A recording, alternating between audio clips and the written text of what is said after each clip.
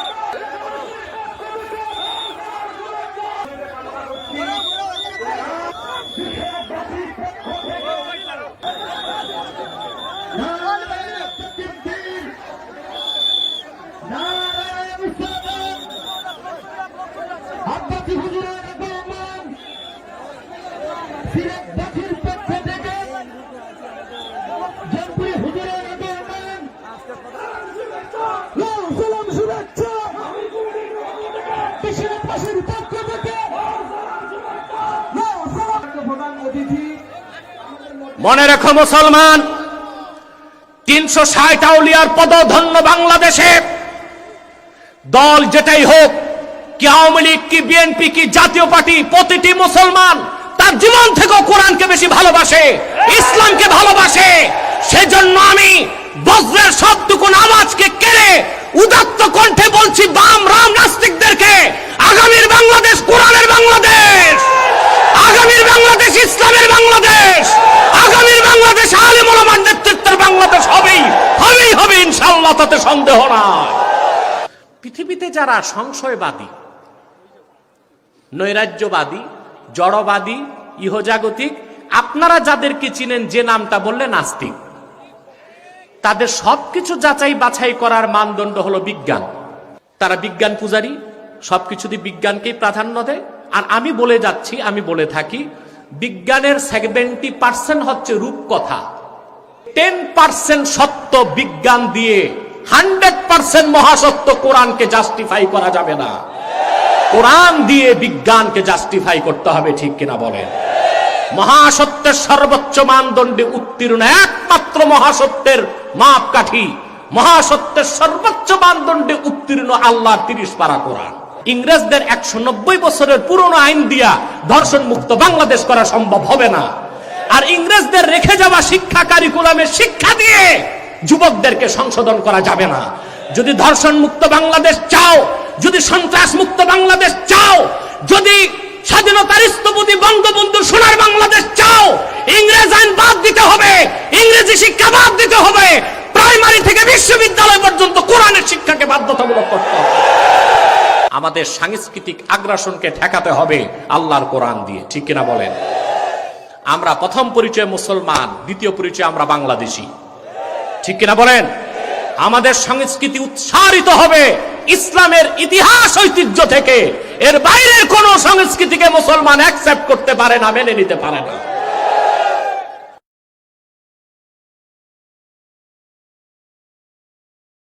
ونشهد أن سيدنا وحبيبنا ومولانا محمدا عبد الله ورسوله صلى الله عليه وعلى آله وصحبه وسلم الذي أكمل الله به قصر النبوة أي ختم الله به النبوة وحكما لا نبي بعده وأعلن في القرآن بالبرهان أن محمدا صلى الله عليه وسلم خاتم النبيين والمرسلين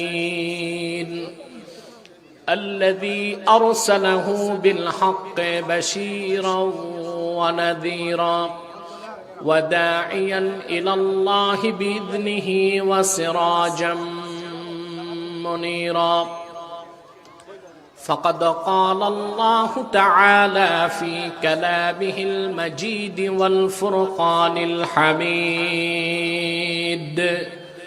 أعوذ بالله من الشيطان الرجيم بسم الله الرحمن الرحيم ألف لام ميم ذلك الكتاب لا ريب فيه هدى للمتقين صدق الله العظيم وصدق رسوله النبي الحبيب الكريم ونحن على ذلك من الشاهدين والشاكرين والحمد لله رب العالمين إن الله وملائكته يصلون على النبي يا أيها الذين آمنوا صلوا عليه وسلموا تسليما اللهم صل على সুজি মাইক আরো ছাড়বে ইকো কমিয়ে দিবে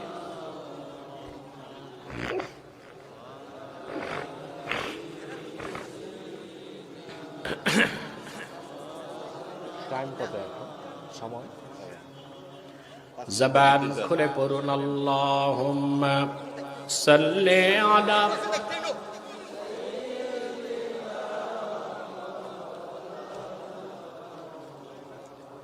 ওয়া আলা আলি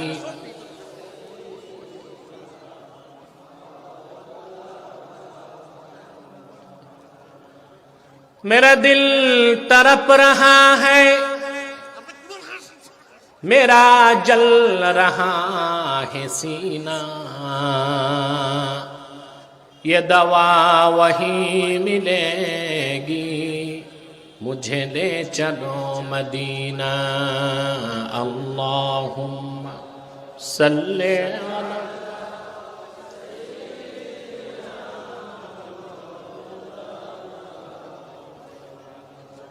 وعلى آله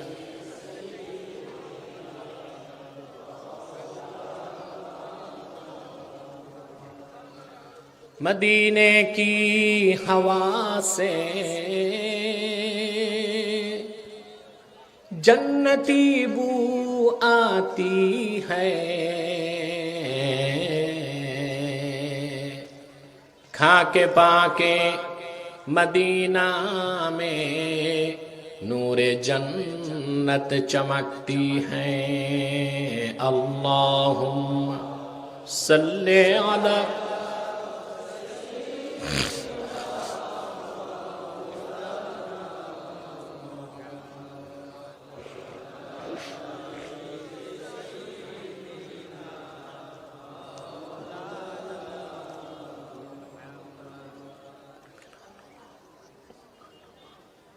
मुहम्मदुन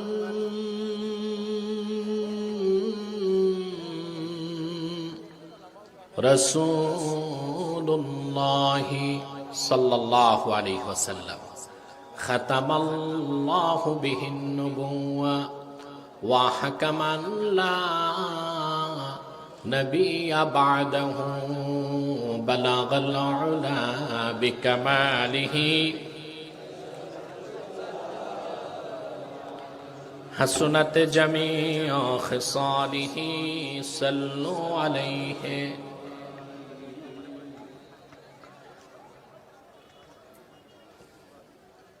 আনোরপুর ২০ ঘর বৃহত্তর এলাকাবাসীর উদ্যোগে আয়োজিত আজকের মাহফিলের সম্মানিত সভাপতি শাহ মোহাম্মদ মুশাহিদ আলী বারাকাল্লাহু ফি উমরিহি ওয়া হাদাহুল্লাহু হিদায়াতাল ইসলাম। হাজারাত উলামায়ে কেরাম, তুলাবায়ে ইজাম, দিনের বেলা দুপুর বেলা বিভিন্ন প্রান্ত থেকে ছুটে আসা আমার দিনদার মুসলমান ভাই ও বন্ধুগণ, সকলকে অন্তরের অন্তঃস্থল থেকে জ্ঞাপন করছি মোবারক। সবটুকুন শুকরিয়া আল্লাহ সুবহানাহু ওয়া তাআলার জন্যে, যিনি আজকের এই বরকতপূর্ণ মাহফিলে আমাদেরকে আশার অবসার তৌফিক দয়া করে ভিক্ষা দান করেছেন। সেজন্য আসুন আমরা সকলে একবার অবনত চিত্তে হৃদয়ের আবেগ অনুভূতি উজাড় করে সমবেত কণ্ঠে বলি আলহামদুলিল্লাহ। অগণিত অসংখ্য দরুদ ও সালাম আল্লাহর সৃষ্টির প্রধান আকর্ষণ, বিশ্বসভার সভাপতি, সকল নবী রাসূলগণের মাথার তাজ, শামসুল হিদায়াত, বদরুদ্দুজা, সাইয়্যিদুস সাকালাইন, ইমামুল মুরসালিন, খাতামুন নবিয়্যিন ওয়াল মুরসালিন, আফতাবে নবুওয়াত, শাহানশাহে রিসালাত, সরকারে দো জাহাঁ, সুলতানুল মদিনা, নবিয়্যুল আম্বিয়া, হুজুরে আকরাম, নূরে মুজাসসাম, নূরুন আলা নূর, সাইয়্যিদিনা হাবিবিনা শাফিঈনা মাওলানা মুহাম্মদ সাল্লাল্লাহু আলাইহি ওয়াসাল্লামার উপর আল্লাহ জাল্লা যিকরুহ, যাকে আজ থেকে ১৫০০ বছর আগে প্রেরণ করেছেন, সর্বশ্রেষ্ঠ ও সর্বশেষ নবী ও রাসূল হিসেবে, যার পরে আজ পর্যন্ত পৃথিবীতে অবশ্যই কোন প্রকার নবী কিংবা রাসূল অবশ্যই আসে নাই, অবশ্যই এখনো নাই, অবশ্যই কিয়ামত পর্যন্ত আসবে না।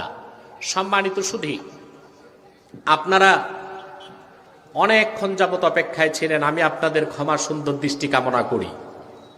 আমি একটু আগেই আসতাম, কিন্তু কুয়াশার কারণে লো ভিজিবিলিটিতে আমার আসার কথা ছিল হেলিকপ্টারে, আমি সেটা ক্যান্সেল করেছি। আমি যেন মাহফিলে আসতে পারি, আমি একটু কষ্ট বরদাস্ত করেছি, বাইয়ার এসেছি, সেজন্য আমাকে একটু দেরি হয়েছে। আপনারা একটি জিনিস দেখতে পেলেন, যারা নিন্দুক এবং হিংসুক, বিশুদ্ধগারকারী, সমালোচনাকারী, তারা অনেক সময় বলে থাকে হেলিকপ্টার দেখতে, তামাশা দেখতে মানুষ আসে। আজকে তাদের গালে আজকের এই মাহফিল একটা চপেটা ঘাত। হেলিকপ্টার দেখতে আসে না, আলোচকের চেহারা দেখতে আসে না, মানুষ আসে আল্লাহর কোরআনের আকর্ষণে। ঠিক কিনা বলেন? আমি দেরিতে এসেছি, তারপরও শুধুমাত্র কোরআন কারীমের বরকতে মাহফিলটি দিনের বেলা জনসমুদ্রের রূপ নিয়েছে। আলহামদুলিল্লাহ বলেন। এতে আপনারা খুশি না বেজার? সময় যেহেতু অত্যন্ত সংক্ষিপ্ত, আর আসর নামাজের আগেই আমাদেরকে মুনাজাত করতে হবে। আজকে আমরা কোরআন কারীম সূরাতুল বাকারা থেকে কয়েকটি আয়াত তেলাওয়াত করেছি। আমাদের ঈমান আকীদাকে দুরস্ত করার জন্য, ব্যক্তি জীবন, সমাজ জীবন, রাষ্ট্র জীবন, সংসার জীবন, জীবনের প্রতিটি দিককে আলোকিত এবং সমুজ্জ্বল করার জন্য এই কয়েকটি আয়াতকে কেন্দ্র করে নির্ভরযোগ্য মুফাসসিরগণের দৃষ্টিকোণ থেকে আমি কিছু কথা আপনাদের সামনে তুলে ধরার চেষ্টা করব। যদি আমার মালিক আল্লাহ সুবহানাহু ওয়া তাআলা আমাকেও আপনাদেরকে তৌফিক ভিক্ষা দান করেন, বলুন আল্লাহুম্মা আমিন। ভূমিকাতে ছোট্ট দুটো কথা। লক্ষ লক্ষ টাকা খরচ করে ওয়াজ মাহফিল করে লাভ কি? এটা একটা প্রশ্ন। কেন আমরা আসি? কেন আমরা বসে থাকি? প্রশ্নটা আমাদের নয়, সংশয়বাদীদের, নৈরাজ্যবাদীদের, দ্বীন ইসলামের বিশ্বাস যাদের নেই তাদের। কেন আসি আমরা? প্রথম কারণ হচ্ছে কোরআন কারীমের মধুর আচ্ছাদন স্বাদ যারা পেয়েছে, আল্লাহর কোরআন থেকে তাদের দূরে রাখা যায় না। রাখা যায়? আমরা এসেছি, মাহফিলের উদ্দেশ্য হলো ঈমানকে বৃদ্ধি করা, আকীদাকে দুরস্ত করা, কোরআন সুন্নাহ মোতাবেক জীবন চলার ক্ষেত্রে দিক নির্দেশনা গ্রহণ করা। এটা একটি লাভ। দ্বিতীয় ফায়দা, আপনারা এখানে এসেছেন, মাহফিল যত বেশি হবে ব্যক্তির কল্যাণ হবে, রাষ্ট্রের উন্নতি হবে। বলবেন সেটা কিভাবে? মাহফিলের সাথে রাষ্ট্রের কি সম্পর্ক? প্রশ্ন আসে না? কথা বলেন, আমি তার ব্যাখ্যা দিচ্ছি। ব্যক্তির কল্যাণ হলো, আপনারা এসেছেন, হেঁটে এসেছেন, আল্লাহ পাক প্রতি কদমে 10টি নেকি আপনাদের দান করেছেন। একটু বড় গলায় বলেন সুবহানাল্লাহ। খুশি হয়ে থাকলে বলেন আলহামদুলিল্লাহ। বসে আছেন, প্রতি শ্বাসে 10টি নেকি হচ্ছে। মুনাজাত করে বাড়ি যাবেন, শিশুর মতো নিষ্পাপ হয়ে ঘরে ঢুকবেন। বিশ্বাস হয়? এটা আমার কথা না, সহিহ হাদিস। আল্লাহর হাবিব ইরশাদ করেছেন, মুমিন যখন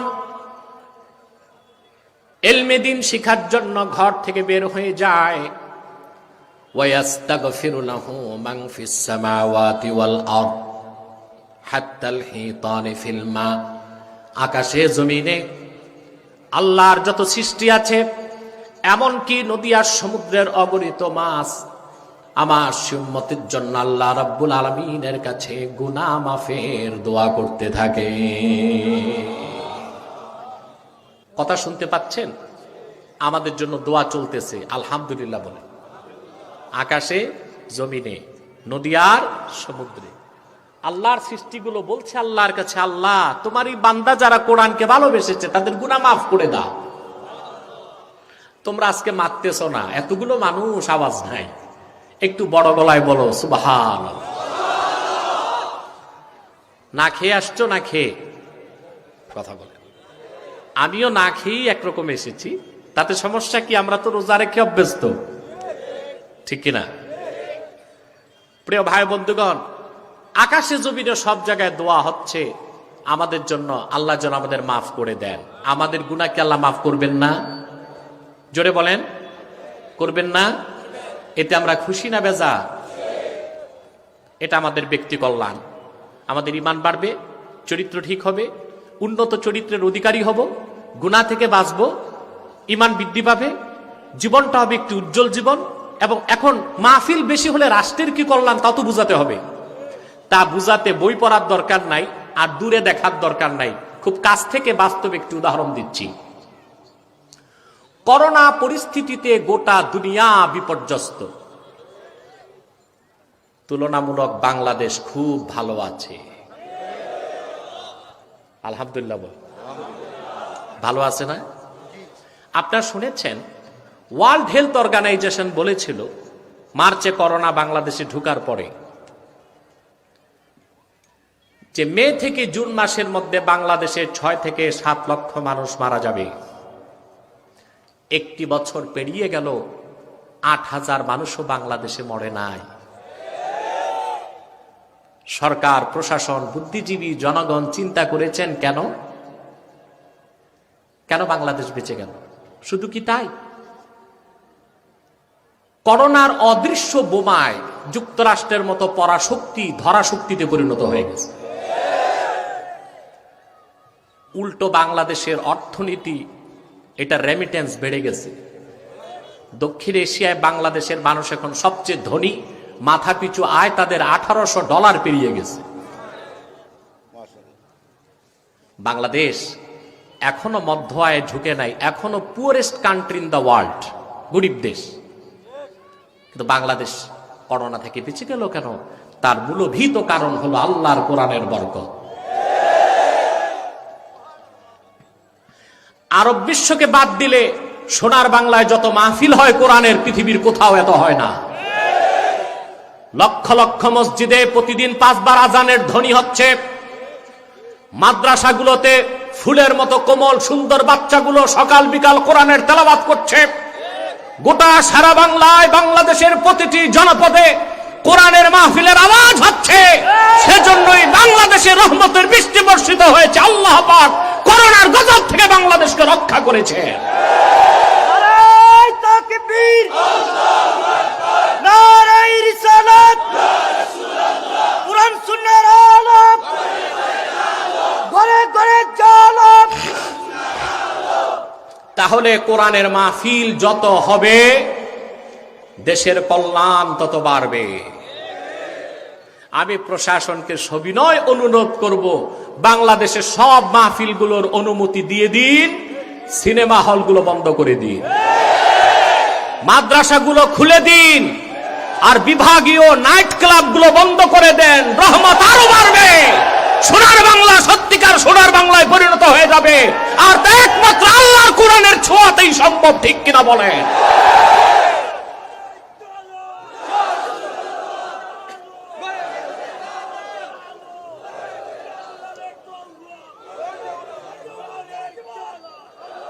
আমার ভাইরা, তাহলে কোরআনের মাহফিল বাংলাদেশে যত হবে ব্যক্তির কল্যাণ, রাষ্ট্রের কল্যাণ, ঠিক কিনা? আমি বিভাগীয় কমিশনার, পুলিশ সুপার, জেলা প্রশাসক, আমাদের মুশাহেদ সাহেব সহ বিশ্বনাথ থানা কর্তৃপক্ষকে ধন্যবাদ জ্ঞাপন করছি।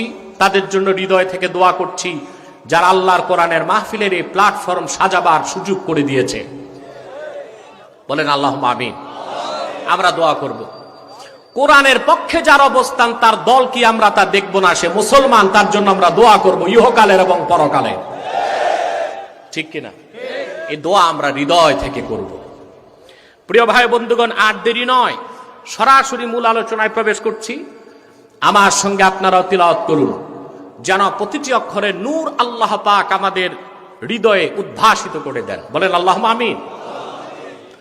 পড়ুন আউযু বিল্লাহি মিনাশ শাইতানির রাজীম, বিসমিল্লাহির রাহমানির রাহিম, আলিফ লাম মিম, যালিকাল কিতাবু লা রাইবা ফীহি হুদাল লিল মুত্তাকিন। সাদাকাল্লাহুল আযীম। পড়ুন সাদাকাল্লাহুল আযীম। ওয়া সাদাকা রাসূলুহুন নবিয়্যুল হাবিবুল কারীম, ওয়া নাহনু আলা যালিকা মিনাশ শাহিদিন ওয়াশ শাকিরিন ওয়াল হামদু লিল্লাহি রাব্বিল আলামিন। সূরাতুল বাকারা শুরুতেই আল্লাহ পাক কয়েকটি অক্ষর নাজিল করলেন, আলিফ লাম মিম, তিনটি অক্ষর। তাফসীরের ভাষায় বলা হয় হুরুফুল মুকাত্তাআত। এই অক্ষরগুলোর অর্থ কি, ব্যাখ্যা কি আমাদের জানা সম্ভব না। চরম রহস্যময় অক্ষরমালা, সুবহানাল্লাহ। সব মুফাসসির হুরুফে মুকাত্তাতের ব্যাখ্যায় ব্যাপক আলোচনার পর চূড়ান্ত মত ব্যক্ত করেছেন। আল্লাহু আ'লামু বিমুরাদিহি বিযালিক। এগুলোর সঠিক অর্থ ব্যাখ্যা আল্লাহ তাআলাই ভালো জানেন। তবে আমার একটি মত আছে, আল্লাহ তো অবশ্যই জানেন, আল্লাহ রাসূলও জানতেন, ঠিক কিনা? যদি বলা হয় না রাসূলুল্লাহ জানতেন না, তাহলে তো বলতে হবে অক্ষরগুলো অনর্থক নাজিল হয়েছে। কোরআনে অনর্থক একটি অক্ষরও কি নাজিল হয়েছে? কারণ কোরআনের শুরু থেকে শেষ প্রতিটি বাক্যের, প্রতিটি শব্দের, প্রতিটি অক্ষরের ব্যাখ্যা আল্লাহ পাক তার রাসূলকে করে দিয়েছেন। কোরআন কারীমের কোন বাক্যের শব্দের এমন অক্ষর আছে যা আল্লাহ তার রাসূলকে বুঝান নাই? থাকতে পারে? একটু জোরে মাতো না ভাই।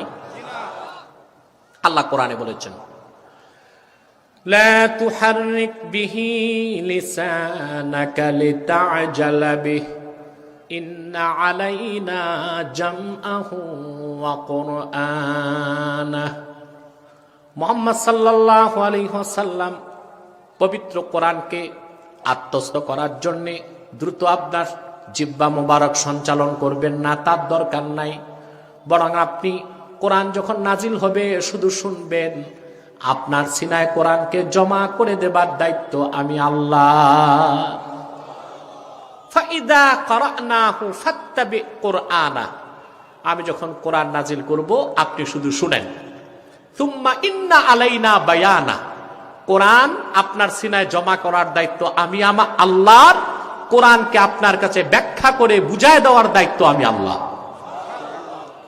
তাহলে কোরআনের শুরু থেকে শেষ পর্যন্ত এমন কোন বাক্যের, এমন কোন শব্দের অক্ষর নাই যেটার অর্থ রাসূলুল্লাহ নিজে জানতেন না, ঠিক কিনা বলেন? তাহলে আলিফ লাম মিম এই অক্ষরগুলো, হুরুফে মুকাত্তাত গুলোর অর্থ আল্লাহ জানেন, আর আল্লাহ আপন রাসূলকে জানিয়ে দিয়েছিলেন। কথাটা বুঝতে পেরেছেন? তারপর আল্লাহ পাক বলেন যালিকাল কিতাব লা রাইবা ফি, এ হলো মহাগ্রন্থ কিতাব কোরআন, এর মধ্যে কোনো সন্দেহ নাই, কোনো সংশয় নাই। বলেন সুবহানাল্লাহ। কোরআন কারীমের শুরুতেই আল্লাহ পাক বিশ্ববাসীকে স্যাটিসফাইড করে দিলেন, কোরআনের শুরু থেকে শেষ পর্যন্ত প্রতিটি বাক্যের, প্রতিটি শব্দের, প্রতিটি অক্ষর মহাসত্যের সর্বোচ্চ মানদণ্ডে উত্তীর্ণ, যেখানে কোনো সন্দেহ নাই, সংশয় নাই, সন্দেহের কোনো অবকাশ নাই। আওয়াজ করে বলেন সুবহান। কে বলেছেন? কোরআনে যে সন্দেহ নাই, আল্লাহর এই কথার চ্যালেঞ্জের মোকাবেলায় কোনো শক্তি পৃথিবীতে দাঁড়াতে পেরেছে সেকালে, একালে, পারবে কোনো কালে? সুবহানাল্লাহ বলবেন। প্রতিটি জিনিস যাচাই করার, বাছাই করার একটা মানদণ্ড থাকে। কি থাকে? আমার কথা বুঝতেছেন? কানে ঢুকতেছে? একটু কথাও বলেন, আমার সাথে আপনাদের একটা রিলেশন থাকতে হবে, ঠিক কিনা? তাহলে আমি কথা বলে আনন্দ পাবো, আপনারাও বুঝবেন, ঠিক কিনা? কোরআন প্রতিটি জিনিস যাচাই বাছাই করার একটা মানদণ্ড আছে। কি আছে? আছে না? আপনার শরীর সুস্থ কি অসুস্থ, এটা যাচাই বাছাইয়ের মানদণ্ড হচ্ছে মেডিকেল সায়েন্স, ঠিক কিনা? স্বর্ণ আসল সোনা না লোহা না তামা না রূপা, তা যাচাই বাছাই করার একটা মানদণ্ড আছে, কোষ্টি পাথর, ঠিক কিনা? যে কোনো মতবাদ, মতাদর্শ যাচাই বাছাইয়ের একটা মানদণ্ড আছে। কোরআন কি দিয়ে যাচাই করবেন যে আল্লাহর বাণী? প্রশ্ন আসে না? কোরআন কারীম আল্লাহর শ্রেষ্ঠ কুদরত, মুহাম্মদ সাল্লাল্লাহু আলাইহি সাল্লামের শ্রেষ্ঠ মুজিজা। কোরআন কারীম এমন জিনিস যা যাচাই করার, বাছাই করার কোনো মানদণ্ড নাই। কোরআনের প্রমাণ নিজেই কোরআন।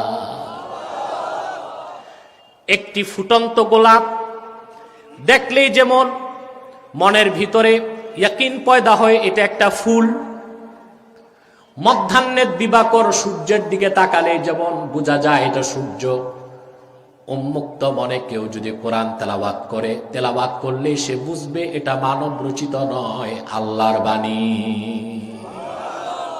কোরআনের প্রমাণ কোরআন নিজেই, সুবহানাল্লাহ বলেন। কারণ এর মধ্যে কোনো সন্দেহ নাই, কোনো সংশয় নাই। পৃথিবীতে যারা সংশয়বাদী, নৈরাজ্যবাদী, জড়বাদী, ইহজাগতিক, আপনারা যাদেরকে চিনেন, যে নামটা বললে নাস্তিক, তাদের সবকিছু যাচাই বাছাই করার মানদণ্ড হলো বিজ্ঞান। সংশয়বাদী যারা, ইহজাগতিক, জড়বাদী আছে না, তাদের আরেকটা নাম হচ্ছে ন্যাচারালিস্ট, প্রকৃতিবাদী। ওনারা মনে করে সবকিছু ন্যাচারাল সিলেকশন, প্রাকৃতিক নির্বাচন। নওয়াজবিল্লাহ বলেন। তারা বিজ্ঞান পূজারী, সবকিছুতে বিজ্ঞানকেই প্রাধান্য দেয়। আর আমি বলে যাচ্ছি, আমি বলে থাকি, বিজ্ঞানের 70% হচ্ছে রূপকথা। কেমন রূপকথা? যেমন কসমোলজি বিজ্ঞানের একটা শাখা আছে, সৃষ্টিতত্ত্ব। তার একটা গল্প তৈরি করছে চমৎকার, যে আজ থেকে 450 কোটি বছর আগে, তার মানে 4.5 বিলিয়ন বছর আগে পৃথিবীতে ছিল পানি। পানির আগে আরেকটা কাহিনী আছে, ওইটা আর বলতেছি না, আমি দ্বিতীয় কাহিনী বলি বিজ্ঞানের। কি ছিল?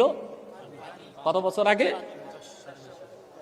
450 কোটি বছর আগে, 4.5 বিলিয়ন ইয়ার্স এগো। 450 কোটি বছর আগে ছিল পানি, এটা দেখছে কে? প্রশ্ন আসে? বেশ ভালো কথা। তারপর কি হলো? তারপর কোটি কোটি বছর পরে সমুদ্রের পাথরের মধ্যে সালোক সংশ্লেষণের মাধ্যমে সূর্যের তাপে কিছু উদ্ভিদ জাতীয় জীব জন্ম নিল। ধীরে ধীরে তা পরিণত হলো এককোষী জীব অ্যামিবাতে। অ্যামিবা ফিউশন এর মাধ্যমে প্রাণীতে রূপ নিতে নিতে এটা হলো একটা জলজ প্রাণী।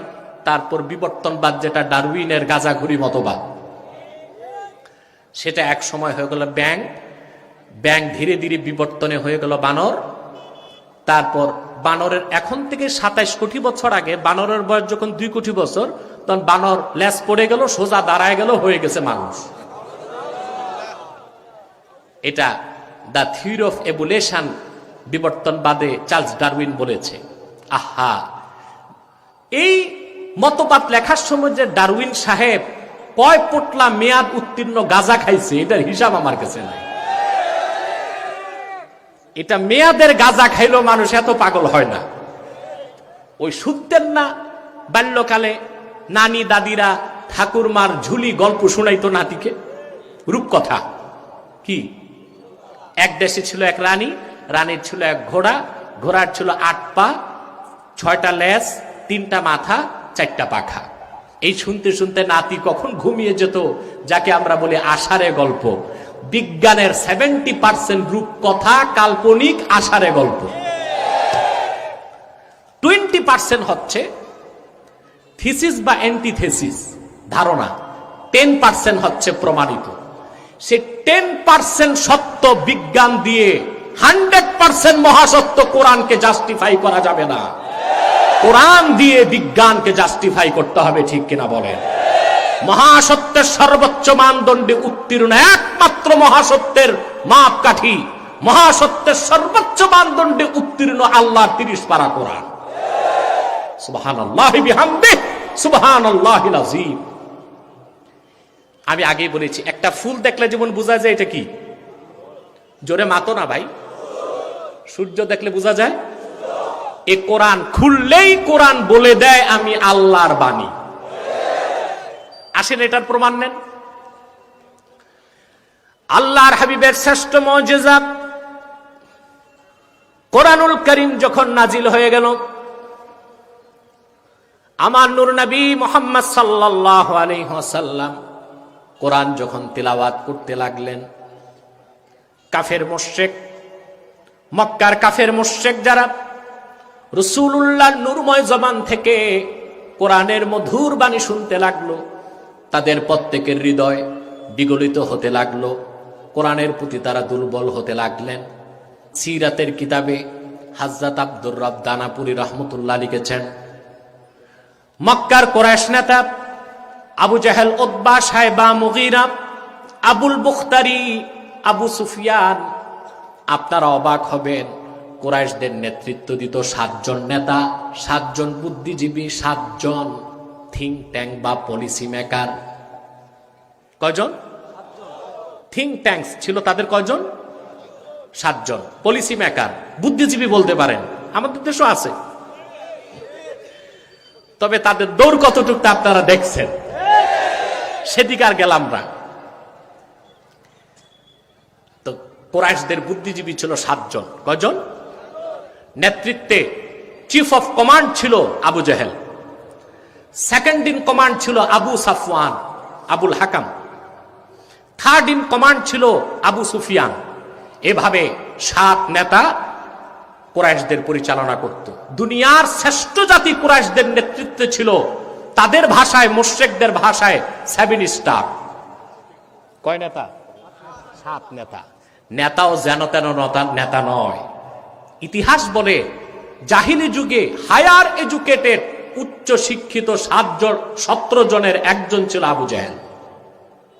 বিদ্যা, জ্ঞান, প্রজ্ঞা যথেষ্ট ছিল তার। আব্দুর রব দানাপুরী লেখেন, সারাদিন সে মক্কায় ঘুরে ঘুরে রাসূলুল্লাহর বিরোধিতা করত, কোরআনের বিরোধিতা করত। অপরদিকে সারা রাত সে কাবার চত্বরে দাঁড়িয়ে থাকতো রাসূলুল্লাহর জবান থেকে কোরআন শুনে তার কলিজা ঠান্ডা করার জন্যে। এমন এক মহাবিশ্বের বিস্ময় 30 পারা কোরআন। শুরুতেই আল্লাহ বলে দিলেন, যালিকাল কিতাব লা রাইবা ফি, এটা এমন এক নিদর্শন, এমন এক কিতাব যার মধ্যে কোনো সন্দেহ নাই, সংশয় নাই, সন্দেহের কোনো অবকাশ নাই। বলেন সুবহান। রাসূল করিম সাল্লাল্লাহু আলাইহি সাল্লামের এক সাহাবী মক্কাতে হাঁটতেছেন আর কোরআন তেলাওয়াত করতেছেন। এটা আসহাবে কেরামের অভ্যাস ছিল, তারা হাঁটতে চলতে ফিরতে কোরআন তেলাওয়াত করতেন। আর আমাদের যুবকদের অভ্যাস হাঁটতে চলতে ফিরতে গান গায়, ঠিক কিনা? কেউ সারেগামা, কেউ হিন্দি, আর কেউ পাশ্চাত্যের গান গায়, ঠিক কিনা? আমাদের দেশে, স্বাধীন বাংলাদেশে কখনোই বিজাতিদের পক্ষে সামরিক আগ্রাসন চালানো সম্ভব হবে না। তারা এখন যে আগ্রাসন চালাচ্ছে বিজাতিরা বাংলাদেশে, বাংলাদেশের রিজিম চেঞ্জ করার জন্য, সেটা হলো কালচারাল অ্যাটাক, সাংস্কৃতিক আগ্রাসন। কি আগ্রাসন? বাংলাদেশে তারা চালু করেছে ভ্যালেন্টাইন্স ডে, বিশ্ব ভালোবাসা দিবস নামের বিশ্ব বেহায়া দিবস। তারপর চালু করেছে কি 31st নাইট, ঠিক কিনা? এ কি আমাদের মুসলমানের সংস্কৃতি না পাশ্চাত্যের সংস্কৃতি? আগে আপনারা বৈশাখ মাসে পালন করতেন, মেলা করতেন, ঠিক কিনা? বাড়িতে ভালো রান্না বান্না করতেন, হাল কাতা খুলতেন, মিলাদ মাহফিল করে দোকান চালু করতেন, এটা তো ভালো কাজ। এভাবে বৈশাখ পালনের সমস্যা নাই।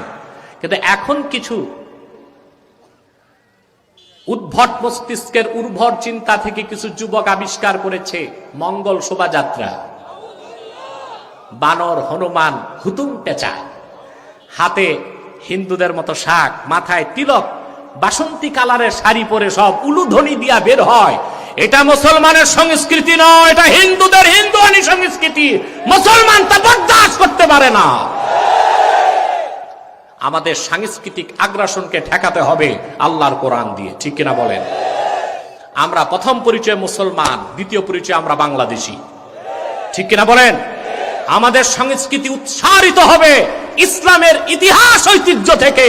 এর বাইরের কোন সংস্কৃতিকে মুসলমান অ্যাকসেপ্ট করতে পারে না, মেনে নিতে পারে না।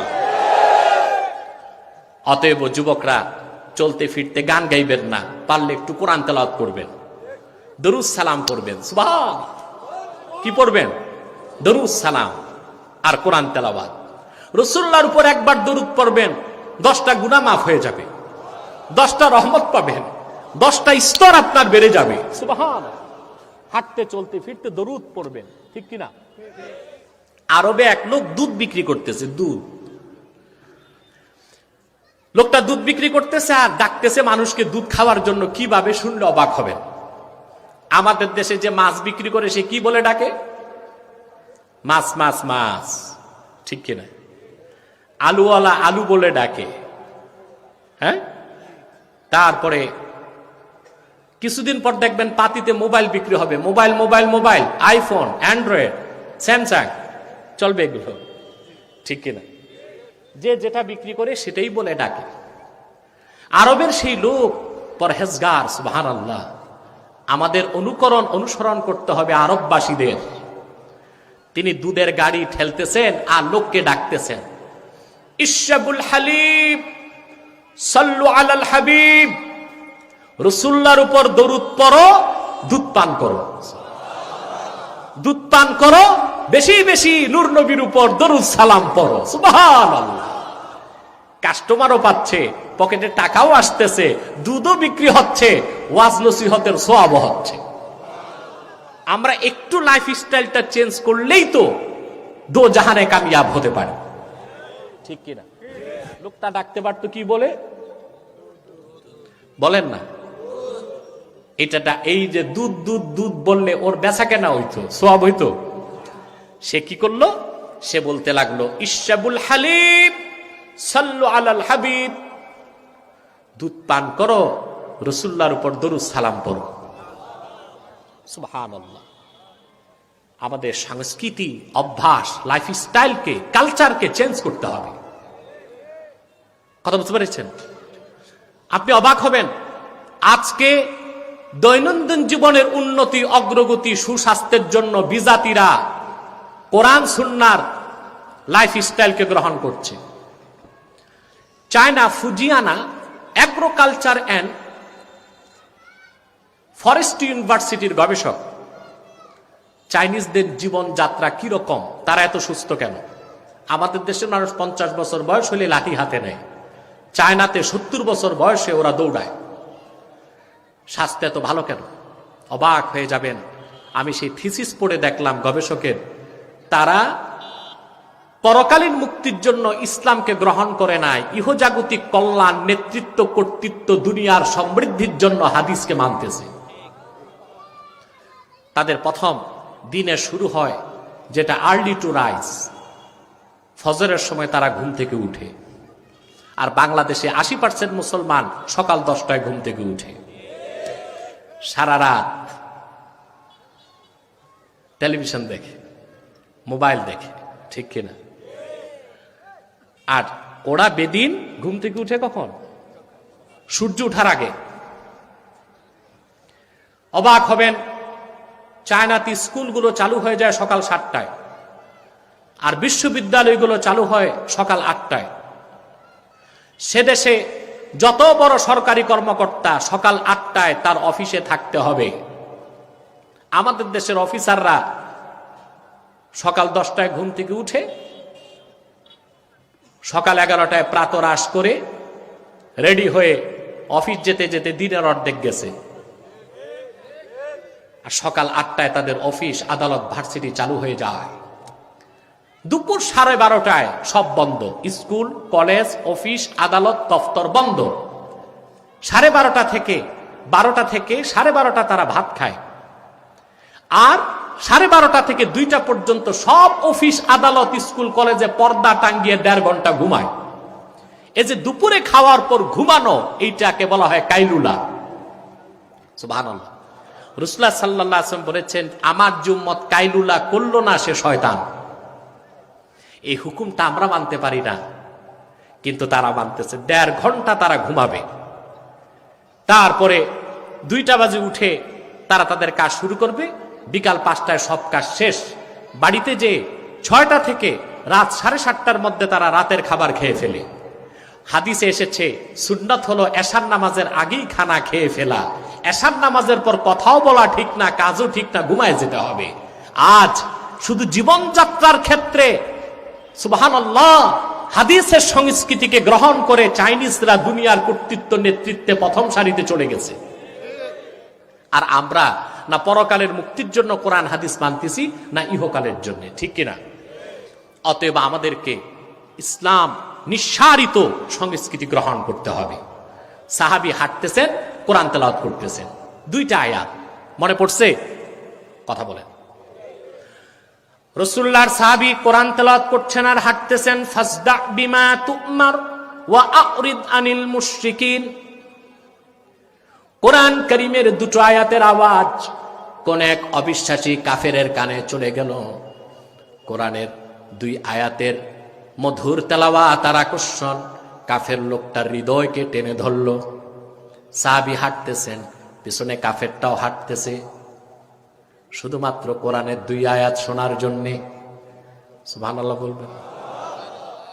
কুরাইশ যারা কাফের ছিল কাফের, মনে কষ্ট নিবেন না, তারা ছিল আরববাসী, আমাদের চেয়ে বেশি তারা কোরআন বুঝতো, ঠিক কিনা?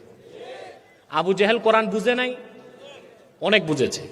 আমরা যা বুঝেছি তার থেকে কোনো অংশে কম, কিন্তু কপাল পোড়া, হেদায়েত পায়নি।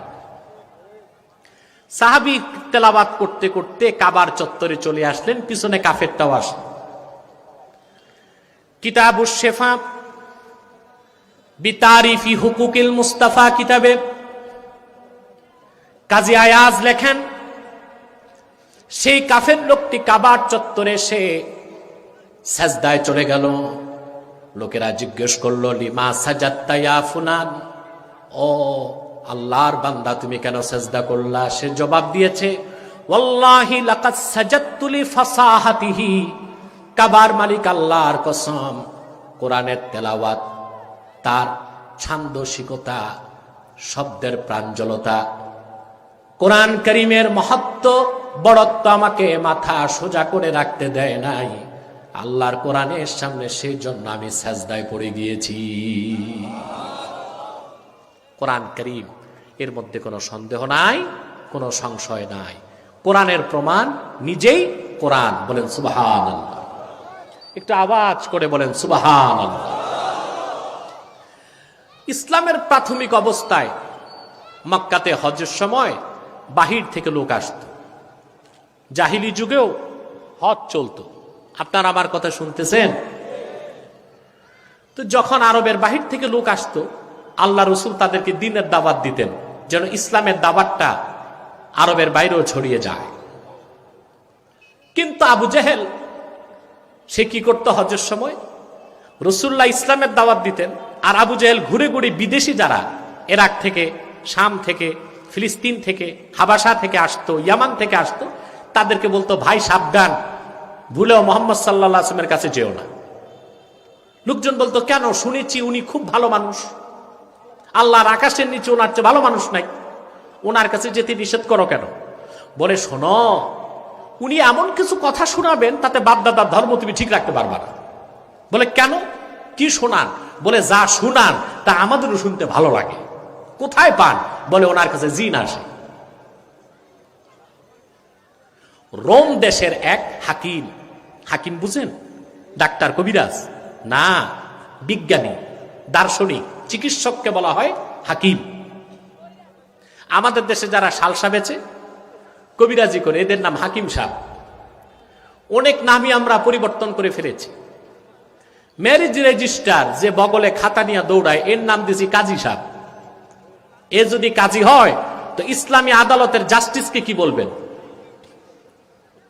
কথা বলেন। কোরআনের আইন দিয়ে যে আদালত চলে, সেখানে যিনি জাস্টিস হন তার নাম কাজী। আমাদের দেশে যারা কাপড় সেলাই করে, এদের নাম দিয়েছি খলিফা। না, এ লোকটা টেইলার। খলিফাকে ইসলামী স্টেটের চিফ এক্সিকিউটিভ, যিনি প্রধান নির্বাহী, তার নাম হবে খলিফা। কুখ্যাত ইংরেজ জাতি আমাদের অভিজাত শব্দগুলোকে অপমান করার জন্য এই কুকর্মটা করে গেছে। আমরা তা পরিবর্তন করব এখন থেকে। টেইলারকে খলিফা বলবো না, ম্যারেজ রেজিস্টারকে কাজী সাহেব বলবো না। মনে থাকবে? কথা বলে না। এগুলো সংশোধন করতে হবে, আমাদেরকে করতে হবে। আমরা করলে সবাই মেনে নিবে, ঠিক কিনা? আমার প্রিয় ভাই বন্ধুগণ, রোম দেশের হাকিম বলল, আমাকে তাইলে একটু মোহাম্মদ সাল্লাল্লাহু আলাইহি ওয়াসাল্লামের কাছে নিয়ে যাও, আমি চিকিৎসা করব, জিন আর আসবে না। চলো। আসছে আল্লাহ রসুলের কাছে। সুবহানাল্লাহ। আমার নূর নবী নিজেই ছিলেন মুজিজা। অন্য নবীরা মুজিজা দেখাতেন, রাসূলুল্লাহর চেহারা ছিল মুজিজা, দাঁত ছিল মুজিজা, চুল ছিল মুজিজা। সুবহানাল্লাহ। সেজন্যই তো কোরআনে আল্লাহ পাক তার হাবিবের চেহারার কসম করেছেন, ওয়াদ-দুহা। সুবহানাল্লাহ বলবেন। রাসূলুল্লাহর চেহারা কত সুন্দর ছিল। অনেক কাফের মুশরিক রাসূলুল্লাহর চেহারা দেখে মুসলমান হয়ে গেছে। হুজুর যখন হাসতেন, শামাইল তিরমিজি 14 নম্বর হাদিস, ইদা তাকাল্লামা রুইয়া কান-নূর ইয়াখরুজু মিন বাইনি সানায়া। রাসূলুল্লাহ যখন কথা বলতেন, বেহেশতের হাসি আসতেন। যখন বেহেশতের হাসি আসতেন, দুই দাঁতের মাঝখান থেকে নূর বের হয়ে যেত। আরেকটু জোরে সুবহানাল্লাহ বলবেন। সহিহ বুখারী 2য় খণ্ড 910 পৃষ্ঠার হাদিস। আনাস বিন মালিক বলেন, রাসূলুল্লাহকে দেখলাম হাত তুলে দোয়া করতেছেন খালেদা সাইফুল্লাহর জন্য। হুজুর যখন হাত তুললেন, হাত্তা রাআইতু বায়াদা ইবতাইহি, আমি রাসূলুল্লাহর দুই বগল থেকে নূরের চমক দেখতে পেলাম। আপনার আমার বগলের কি অবস্থা? তা আফ্রিকার জঙ্গল হয়ে আছে। আর সাহাবী বলেন, আনাস বিন মালিক, বুখারী 2য় খণ্ড 910 পৃষ্ঠার হাদিস। সুবহানাল্লাহ বলবেন না ভাই? বলেন না সুবহানাল্লাহ। কেমন রাসূলের উম্মত, একটু বুঝার চেষ্টা করেন, তাইলে তো আর ঈমান বিক্রি করবেন না। সাহাবী বলেন, রাসূলুল্লাহ হাত তুললেন, হাত্তা রাআইতু বায়াদা ইবতাইহি, আমি আল্লাহ রাসূলের দুই বগল থেকে নূরের চমক দেখতে পেলাম। হাকিম গেছে রাসূলুল্লাহর কাছে, জিন সরাবে। কি সরাবে? রোম দেশের হাকিম। হাকিম মানে কবিরাজ না, বিজ্ঞানী, দার্শনিক, তবিব, বড় চিকিৎসক। আল্লাহর হাবিবের চেহারা মোবারক দেখেই বুঝলেন তিনি সাধারণ কেউ নন। আল্লাহর হাবিবের কাছে যে বললেন, ইয়া রাসূলুল্লাহ, ইয়া হাবিবাল্লাহ, মানব জাতিকে আপনি কিসের দাওয়াত দেন? আল্লাহ রসুল ছোট্ট একটা খুতবা পড়ে কোরআনের আয়াত তেলাওয়াত করলেন সূরা আহজাব থেকে, ইয়া আইয়ুহান নাবিয়্যু ইন্না আরসালনাকা শাহিদাও ওয়া মুবাশশিরাও ওয়া নাযীরা ওয়া দাঈয়ান ইলাল্লাহি বিইذনিহি ওয়া সিরাজাম মুনীরা। রাসূলুল্লাহ নূরময় জামান থেকে কোরআন কারীমের এতটুক শোনার সঙ্গে সঙ্গেই সেই রোম দেশের দার্শনিক বিজ্ঞানীর মাথাটা নত হয়ে গেল। সে বলল, মুহাম্মদ সাল্লাল্লাহু আলাইহি ওয়াসাল্লাম, আমার প্রাণ ঠান্ডা হয়ে গেছে, মন তো ভরে নেই, আরেকবার শোনা। আল্লাহু আকবার। সাউন্ডটা কমে গেছে। আল্লাহর হাবিব আরেকবার শোনালেন। রোম দেশের চিকিৎসক বলল, ইয়া রাসূলুল্লাহ, আমার প্রাণটা জুড়ায় নাই, আরেকবার শোনায় দেন। রাসূলুল্লাহ 3 বার শোনালেন। এবার সে আর দেরি করল না, রাসূলুল্লাহকে বলল, হাতি ইয়াদাক উবাইউকা ইয়া রাসূলুল্লাহ। হুজুর, আপনার নুরানি হাত বাড়িয়ে দিন, আমি আর দেরি করতে চাই না। আপনার হাতে হাত রেখে এখনই আমি শাহাদা পড়ে মুসলমান হয়ে যাব। আবু জেহেলের মাথায় তো আকাশ ভেঙ্গে পড়ছে। আনলাম চিকিৎসা করতে, আর মুহাম্মদ সাল্লাল্লাহু আলাইহি ওয়াসাল্লাম তার চিকিৎসা করে দিলেন। আবু জেহেল বলতে লাগলো, আচ্ছা ভাই, তুমি তো জ্ঞানীগুণী মানুষ, রোম দেশের বড় দার্শনিক বিজ্ঞানী জ্ঞানী, মুহাম্মদ সাল্লাল্লাহু আলাইহি ওয়াসাল্লাম কোরআন যে পড়লেন, তুমি কি পাইছো? কেন মুসলমান হয়ে গেছে? সেই হাকিম জবাব দিল, শোনো আবু জেহেল, ওয়াল্লাহি লাকাদ সামি'তু কাওলাল কাহানা ওয়া কাদ সামি'তু কাওলাশ শুআরা। কাবার মালিক আল্লাহর কসম রে আবু জেহেল, জীবনে বহু গণকের কথা শুনেছি, বড় বড় কবিদের কবিতা পড়েছি, দার্শনিকদের প্রজ্ঞাপূর্ণ ভাষণ শুনেছি। কোরআন যে শুনলাম তা গণকের কথা নয়, কবির কথা নয়, মানুষের রচনা নয়। যখন কোরআন শুনছিলাম মনে হলো মুহাম্মদ সাল্লাল্লাহু আলাইহি সাল্লাম মহাসমুদ্রের অতল তলদেশ থেকে মূল্যবান মণি মুক্তা আমার কানে ঢেলে দিচ্ছে। বেশক মুহাম্মদ সাল্লাল্লাহু আলাইহি সাল্লাম যা বলেছেন এটা আল্লাহর কালাম, আল্লাহর বাণী, তাতে কোনো সন্দেহ নাই। বলেন সুবহানাল্লাহ, লা রাইবা ফিহি। এই কিতাবের শুরু থেকে শেষ পর্যন্ত কোন একটি বাক্যের, একটি শব্দের, একটি অক্ষরে কোনো সন্দেহ নাই। মহাসত্যের সর্বোচ্চ মানদণ্ডে উত্তীর্ণ 30 পারা কোরআন। ব্যক্তি জীবন, সমাজ জীবন, রাষ্ট্রীয় জীবন, শিক্ষা জীবন, সাংস্কৃতিক জীবন, ইহকালীন সমস্ত কল্যাণ, পরকালীন মুক্তির সব কিছু আল্লাহ পাক প্রেসক্রাইব করে দিয়েছেন 30 পারা কোরআনে। সব কিছু আল্লাহ পাক বলে দিয়েছেন, নাজিল করে দিয়েছেন 1500 বছর আগে মুহাম্মদ সাল্লাল্লাহু আলাইহি সাল্লামের উপর অবতীর্ণ 30 পারা কোরআনে। বলেন সুবহান। এখন দেশ মক্কার ও মক্কার বাইরের লোক মুসলমান হতে লাগলো। আবু জেহেলের মাথা ঠিক নেই, সে শুধু গনে সত্য মুসলমান হয়ে যাচ্ছে। হামজা মুসলমান, আলী মুসলমান, সুবহানাল্লাহ। এক এক বেলাল মুসলমান হয়ে গেছে, আবু বকর মুসলমান হয়ে গেছে, ওমর মুসলমান হয়ে গেছে, ওসমান মুসলমান হয়ে গেছে, কুরাইশ কলিজার টুকরা সব তো মুসলমান হয়ে যাচ্ছে।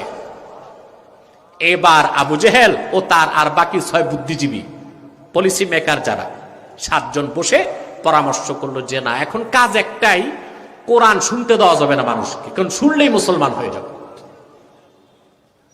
কোরআন শোনা থেকে কি করো, কথা বলে না, বিরত রাখো। সেই চক্রান্ত নতুন রূপে এখন আত্মপ্রকাশ করতে যাচ্ছে। বলেন না, সেন্সর করা হয়, এটা বলা যাবে, এটা বলা যাবে না। মাহফিল কমিটিকে উলঙ্গ করে দেওয়া হয়, শর্ত লিখতে লিখতে দিতে দিতে এই বেটারা মাথা নষ্ট হয়ে যায়। এটা করা যাবে, এটা করা যাবে না, এটা বলা যাবে, এটা বলা যাবে না, মাইক এতটা, সাউন্ড বক্স এতটা, ডিজে পার্টি হয়, কনসার্ট হয়, বৈশাখী মেলা হয়, তাতে শব্দ দূষণ হয় না, কোরআনের আওয়াজে শব্দ দূষণ খুঁজে পাও যারা, মুনাফিক ছাড়া কিছু হতে পারো না তোমরা। নারায়ে তাকবীর, নারায়ে রিসালাত, বাংলাদেশের শত্রুরা হুঁশিয়ার, সাবধান। মনে রেখো মুসলমান, 360 আউলিয়ার পদধন্য বাংলাদেশে, দল যেটাই হোক, কি আওয়ামী লীগ কি বিএনপি কি জাতীয় পার্টি, প্রতিটি মুসলমান তার জীবন থেকেও কোরআনকে বেশি ভালোবাসে, ইসলামকে ভালোবাসে। সেজন্য আমি বজ্রের সবটুকুন আওয়াজকে কেড়ে উদাত্ত কণ্ঠে বলছি বাম রাম নাস্তিকদেরকে, আগামীর বাংলাদেশ কোরআনের বাংলাদেশ, আগামীর বাংলাদেশ ইসলামের বাংলাদেশ, আগামীর বাংলাদেশ আলেম ওলামার নেতৃত্বের বাংলাদেশ হবেই হবেই হবে ইনশাআল্লাহ, তাতে সন্দেহ নাই। নারায়ে তাকবীর, নারায়ে রিসালাত, কুরআন সুন্নাহর আলাপ, ঘরে ঘরে জালাপ। আমার ভাইয়েরা, আমার নূর নবী মুহাম্মদ সাল্লাল্লাহু আলাইহি ওয়াসাল্লামের ইসলামের দাওয়াতকে মক্কার কুরাইশরা যেমন বাধা দিয়ে রাখতে পারে নাই, রাসূলুল্লাহর গোলাম যারা রাসূলুল্লাহর রেখে যাওয়া দ্বীনের প্রচার করে তাদের জবানও বন্ধ করা যাবে না। একটা সেন্সর দেওয়া যেতে পারে যে যা বলবেন কোরআন সুন্নাহ দিয়ে বলেন, মন গড়া বইলেন না, এটা মানা যাবে, ঠিক কিনা? কিন্তু বাক স্বাধীনতা সবার আছে, শুধু আলেমদের নাই, ঠিক কিনা? না, তা চলবে না। কোরআন সুন্নায় যা আছে আমরা বলবো, তাতেই ব্যক্তির কল্যাণ, জাতির কল্যাণ, রাষ্ট্রের কল্যাণ, ঠিক কিনা বলেন? কিন্তু সত্যিকার উলামায়ে কেরাম যারা, তাদের এটা ইচ্ছা না কোন সরকারকে ক্ষমতা থেকে নামায়া কাউকে বসানো, এটা তাদের দায়িত্ব না, এটা তাদের কাজ না। তাদের কাজ হচ্ছে ক্ষমতায় কে তা দেখার দরকার নাই, কিন্তু কোরআনের রাজ কায়েম হয়ে যায়। কোরআন সুন্নাহ বিরোধী কিছু দেশে হতে পারবে না, এটাই তাদের একমাত্র সাধনা সংগ্রাম বাংলাদেশে, ঠিক কিনা বলে? অতএব কোরআনের আওয়াজ যত বাড়বে, এত স্লোগান দিলে তো সময় পাবো না। কোরআনের আওয়াজ যত বাংলাদেশে বাড়বে, সমাজ রাষ্ট্রের তত পরিবর্তন হবে, ঠিক কিনা বলেন? আমরা পৃথিবীতে আমরা এখন ঈর্ষণীয় ভূমিকায় চলে গেছি, আমাদের দেখে অন্যরা হিংসা করতেছে। বাংলাদেশের মানুষ শুধু উন্নত হচ্ছে, আমাদের লাইফ স্টাইল চেঞ্জ হয়েছে, ঠিক কিনা বলেন? আমরা ভালো খাই, ভালো পড়ি, ভালো থাকি, সবকিছুর মূলেই খুঁজে দেখবেন কোরআন কারীমের বরকত, ঠিক কিনা? আরব বিশ্বকে বাদ দিলে এত মসজিদ পৃথিবীর কোথাও নাই বাংলাদেশের যত মসজিদ, এত মাদ্রাসা পৃথিবীর কোথাও নাই বাংলাদেশের যত মাদ্রাসা, এত হক্কানি পীর আউলিয়া পৃথিবীর কোথাও নাই বাংলাদেশের যত পীর আউলিয়া, এত কোরআনের মাহফিল কোথাও হয় না বাংলাদেশের যত শীতকালে কোরআনের মাহফিল হয়, ঠিক কিনা বলেন? এটা কোরআনের বরকত। এই বরকত ধরে রাখতে চায়, রাজি আছেন সবাই? এই বরকত ধরে রাখতে হবে। প্রিয় ভাই বন্ধুগণ, যে কথা বলছিলাম, কোরআনের আওয়াজকে বন্ধ করা কাফেরদের পক্ষে সম্ভব হয় না। তখন তারা একটা বুদ্ধিজীবী, তো তারাও ছিল, বুঝেন নাই? তাদের একটা সংসদ ছিল, এটার নাম এসেছে দারুন নাদুয়া। কি নাম? সব বলে দিচ্ছি আমি, এসব আমার বানানো কথা না, আলেমরা জানেন। মক্কার কুরাইশ যে কাফের ছিল, তাদের একটা সংসদ ছিল, নাম কি? দারুন নাদুয়া। ওইটার স্পিকার থাকতো আবু জেহেল নিজে, বুঝলেন? ওখানে সে আইন পাশ করত। কি পাশ করত? তারপর ওখানে সে কিভাবে রাষ্ট্র চালাবে, ইসলামকে ঠেকাবে, এগুলো সব চিন্তা করত। তারা বসে সিদ্ধান্ত নিল, এখন থেকে অপপ্রচার চালাও, কোরআন মুহাম্মদ সাল্লাল্লাহু আলাইহি ওয়াসাল্লামের বানানো কথা। কোরআন রোম দেশের কেউ রাসূলুল্লাহকে শিখায়, কোরআন জিন এসে শিখায়, কোরআন গণকের কথা, কোরআন আসাতিরুল আউয়ালিন, পূর্ববর্তীদের ঘটনা। নাউজুবিল্লাহ বলেন। কাফেরদের চ্যালেঞ্জের জবাবে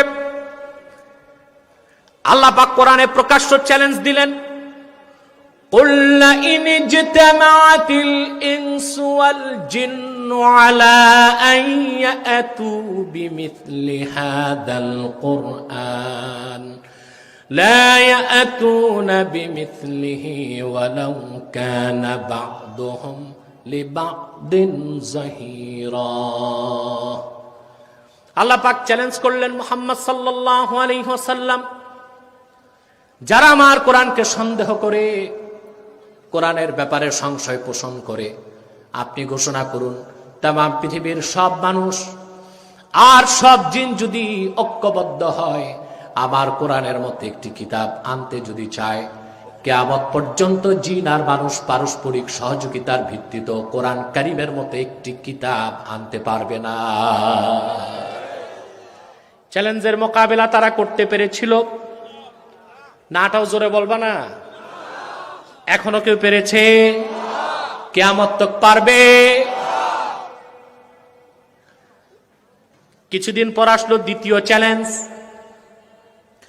আল্লাহ পাক দ্বিতীয় চ্যালেঞ্জ করলেন কোরআন কারীম সূরা হুদে, আম ইয়াকুলুনা ইফতারাহু কুল ফাতু বিআশরি সুওয়ারিম মিথলিহি মুফতারায়াতিন ওয়াদউ মান ইসতাতা'তুম মিন দুনিল্লাহি ইন কুনতুম সাদিকিন। আল্লাহ পাক দ্বিতীয় চ্যালেঞ্জ করলেন মুহাম্মদ সাল্লাল্লাহু আলাইহি সাল্লাম, ওরা বলে কোরআন আপনি রচনা করেছেন, আপনি চ্যালেঞ্জ করে বলুন তাদেরকে কোরআনের মতো একটি পূর্ণাঙ্গ কিতাব প্রয়োজন নাই, কোরআনের 10টি সূরার মতো সূরা এনে দেখাও তো দেখি। চ্যালেঞ্জের মোকাবেলা তারা করতে পেরেছে? এখন পর্যন্ত পেরেছে? কিয়ামত পর্যন্ত পারবে? এবার আসলো তৃতীয় চ্যালেঞ্জ, ইন কুনতুম ফি রাইবিম মিম্মা নাযালনা আলা আবদিনা ফাআতু বিসূরাতিন মিন মিথলিহি ওয়াদউ শুহাদাআকুম মিন দুনিল্লাহি ইন কুনতুম সাদিকিন। তোমরা যারা আমার রাসূল মুহাম্মদ সাল্লাল্লাহু আলাইহি সাল্লামের উপর অবতীর্ণ কোরআনে সন্দেহ পোষণ করো, কোরআনের মতো একটি কিতাব প্রয়োজন নাই, 10টি সূরার মতো সূরা আনার দরকার নাই, আমার কোরআনের একটি সূরার মতো সূরা তৈরি করে এনে দেখাও তো দেখি। তারা পেরেছে? এখন পর্যন্ত পেরেছে? কিয়ামত পর্যন্ত পারবে? শেষ চ্যালেঞ্জ কি? একটি সূরা। কয়টি সূরা? এবার আসেন এই চ্যালেঞ্জের ওজন কতটুক বুঝেন। আল্লাহর হাবিব যখন দ্বীন ইসলামের দাওয়াত দিলেন, কোরআন যখন তাদেরকে চ্যালেঞ্জ করলো একটি সূরার মতো সূরা দেখাও, 13টি বছর মক্কায় তারা এই চ্যালেঞ্জের মোকাবেলা করতে পারে নাই। পেরেছে কিনা বলেন? কুরাইশদের সঙ্গে একটি দুইটি যুদ্ধ হয় নাই, সেকালে কাফের মুশরিকদের সঙ্গে আমার নূর নবীর নির্দেশে যুদ্ধ হয়েছে 80টার বেশি। সেই যুদ্ধগুলোতে কাফেররা প্রাণ দিয়েছে। বদর যুদ্ধেই তো আবু জাহেল সহ 70টি কাফের নিহত হয়েছে। কিন্তু তারা যদি কোরআনের একটি সূরার মতো সূরা তৈরি করে দেখাই দিতে পারত, এত যুদ্ধের দরকার হতো না, নেতৃত্ব হারাবার সম্ভাবনা থাকতো না, আর ইসলাম প্রতিষ্ঠিত হবার সুযোগও হতো না। ঠিক কিনা বলে? 13টি বছর তারা রাসূলুল্লাহ সাল্লাল্লাহু আলাইহি ওয়াসাল্লামের বিরোধিতা করেছে মক্কায়, কোরআনের একটি সূরা কাউসারের মতো ছোট সূরাও বানাতে পারে নাই। 10 বছর মদিনাতুল মুনাওয়ারাতে 80টির মতো যুদ্ধ হয়েছে, তারা জীবন দিয়েছে, রক্ত দিয়েছে, ক্ষমতা শূন্য হয়েছে, তাদের নেতৃত্ব, তাদের সমস্ত কিছু ধুলায় মিশে গেছে। তারপরও ইসলামকে চ্যালেঞ্জ করতে যে কোরআনের একটি সূরার মতো সূরা তারা বানাতে পারে না। ইসলাম বিজয়ী হয়েছে। বলেন সুবহানাল্লাহ। দালিকাল কিতাব, জোরে বলেন দালিকাল কিতাব লা রাইবা ফি। অতএব কোরআন হলো মহাসত্যের মানদণ্ড। ঠিক কিনা বলেন? এবার আসেন আমি একটু কম্পারিজন করব নাস্তিক সংশয়বাদীদেরকে বুঝাবার জন্য। তারাও তো মানুষ, আমি চাই তারাও হেদায়েত হোক। ঠিক কিনা? মানদণ্ড বিজ্ঞান হবে না কোরআন হবে, এটা প্রশ্ন। এটা তো আমাদের বিশ্বাস, এবং এই বিশ্বাসটা চূড়ান্ত সত্য বিশ্বাস। তাদের বুঝাবার জন্য বলছি, সত্যের মানদণ্ড কি বিজ্ঞান হবে না কোরআন হবে? জোরে বলেন। কেন? বিজ্ঞান হলো সসীম, লিমিটেড, কোরআন হলো অসীম, আনলিমিটেড। সসীম দিয়া অসীমকে মাপা যায় না, অসীম দিয়া সসীমকে মাপা যায়। ঠিক কিনা বলেন? বিজ্ঞান কেন সসীম, লিমিটেড কেন? প্রশ্ন আসে না? আসে। বিজ্ঞানী যত বড় হোক, তার সমস্ত জ্ঞান অর্জনের মাধ্যম তো মোটে 5টা। ওই 5টা আপনারও আছে। কয়টা? আমার সাথে গণনা করেন। চক্ষু, কর্ণ, জিহ্বা, নাসিকা, নাক আর ত্বক, চামড়া। 5টার বাইরে 6ষ্ঠ ইন্দ্রিয় আছে কারো? কথা বলে না। আছে? নাই। ইন্দ্রিয় কয়টা? বিজ্ঞানী, দার্শনিক, ফিলোসফার, সায়েন্টিস্ট, যে ধরনের সায়েন্টিস্ট হোক, কি জুলজিস্ট, কি বোটানিস্ট, কি থিওলজিস্ট, কি কেমিস্ট, সব বিজ্ঞানী, দার্শনিক, যত বড় বিজ্ঞানী হোক, তার জ্ঞান অর্জনের মাধ্যম কিন্তু মোটে 5টা। এই 5টা থেকেই তাকে জ্ঞান অর্জন করতে হয়, ঠিক কিনা? এখন আপনি বলুন তো ভাই, এই 5টা যে মাধ্যম জ্ঞান অর্জনের, এর ক্ষমতা অসীম না সসীম? সসীম। সীমিত? সীমিত না। মেডিকেল সায়েন্স বলে একটি মানুষ খালি চোখে মাত্র দেখতে পায় 21 মাইল। কত মাইল? বেশি না কম? শুধু কম না, অনেক কম। বিপরীত দিক থেকে আলোর রিফ্লেক্স যদি না থাকে, মাত্র দেখে কত? 21 মাইল। কথা বলো না ভাই, এটা বেশি না কম? কম না, খুবই কম। বিজ্ঞান যে দূরে দেখে, ওটা তো দূরবীন দিয়া। মহাকাশে দেখে, ওটা টেলিস্কোপ দিয়ে। কিন্তু তার ক্ষমতা কতটুকু? কিন্তু আমরা যে পরিমাণ ফরমালিন এবং কার্বাইড খাচ্ছি, এখন 21 মাইল আর যাবে না, 7 থেকে 10 মাইল যেতে পারে।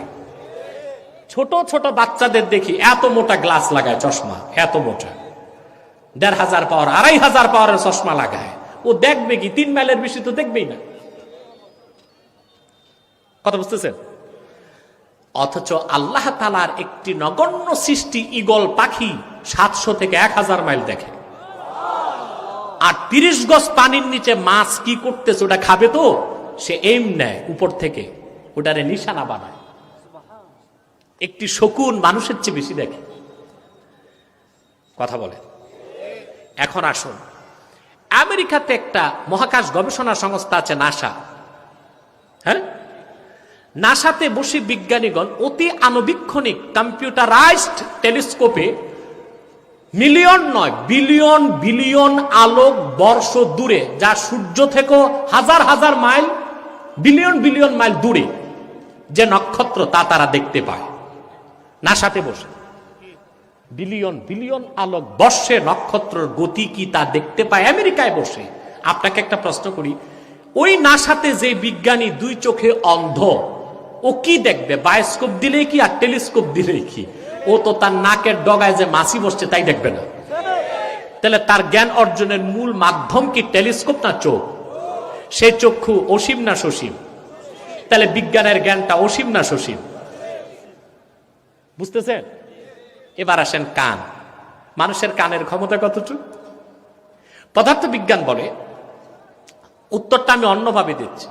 2010 সালে বা 9 সালে ইঞ্জিনিয়ার ইনস্টিটিউটে ভিআইপি লাউঞ্জ একটা প্রোগ্রাম, সেখানে বাংলাদেশের এক বড় বিজ্ঞানী, পদার্থ বিজ্ঞানী ছিলেন, আমাকে প্রধান আলোচক করে তারা নিল। প্রশ্নোত্তর পর্ব শুরু।